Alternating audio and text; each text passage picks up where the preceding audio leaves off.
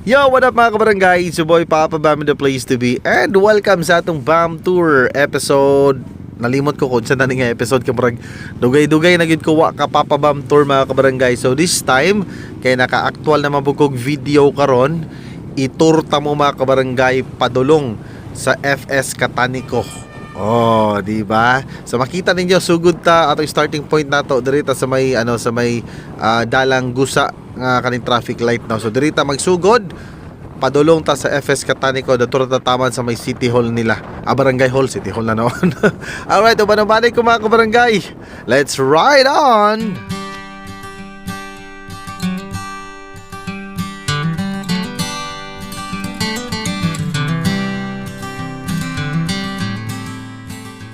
Alright, naanata diri karon sa may Marco Hotel mga kabarangay. So kaning nasa atong tuo mo ning Marco Hotel, Alwana. So next nga kanto ani diri ta mo sulod padulong sa FS Catanico. Actually pwede ra pud mo dito sa unahan gamay katunay rons, then patuod dayon mo. Pero diri mi moagi kay para minus ang traffic. Na diri unahan lang gamay na ipakuan diri. Actually this is my second time nga mo anhi makaagi diri sa may padulong diri sa may FS Catanico. This is my second time. Sa una murag I think 5 years ago na.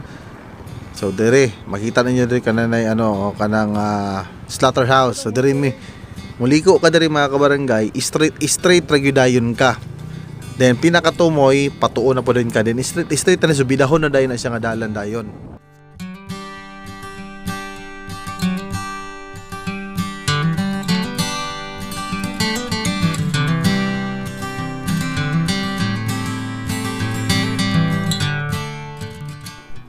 Ayun, kaning pinakatuod diri ta moagi mga kabarangay, and straight ra dayon ta. Kita ka ng bukid, mao na diha ang atong pag-adtuan ang FS Catanico. Mao ni siyang after sa FS Catanico murag Balubal, and ang Balubal, correct me if I'm wrong tapos ang Balubal murag mao na siyang pinakaulahing nga barangay ata sa Cagayan de Oro. Katong diri nga dapit. Tapos ang lugar diri katong pag-agi na ako diri medyo siya. Nalikuan ang dalan gamay, tapos daghan kay sila gahump kung napaka diri napita kay murag subdivision man guni style diri sa sinugdanan pa lang, pero dato sa unahan wala na kay hump.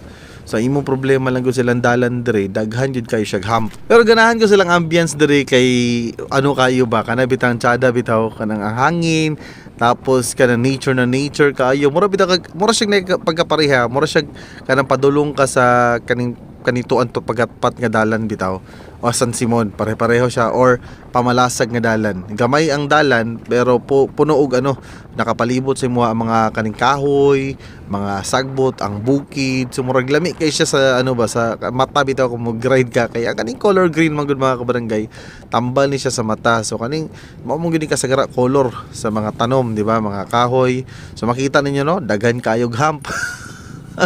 ang mga hump lang diri kay puros mga talinis kayo. Mga talinis gyud ba, so kailangan yung ka mo hinay gyud kay kung di ka mo minor untol gyud gani mo, untol pati mong itlog.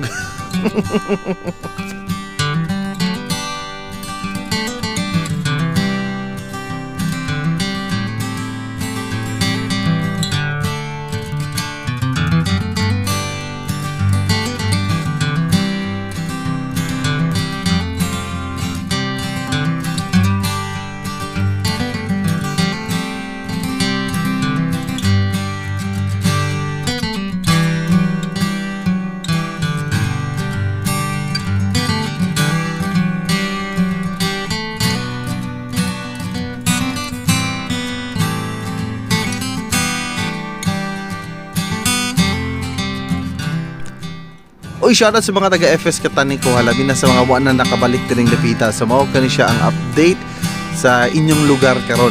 Labi na katong mga nag-abroad or na ilang family dire. So actually sa una di daw ni simentado dire.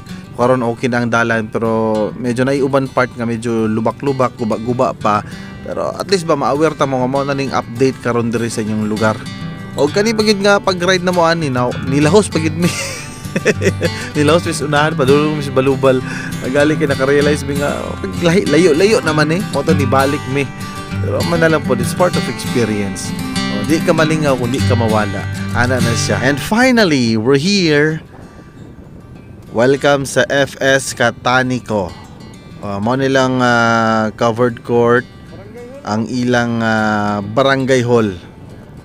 Sa kaning nga video nila host mi ani. Pero ko lang gikat. Alright, mao ni siya. Atong lang tawod kung unsa ang view sa ilang barangay hall o kuan sa ilang lugar diring dapita. Ayun. So mao ni ang sentro diri sa FS Catanico. Welcome.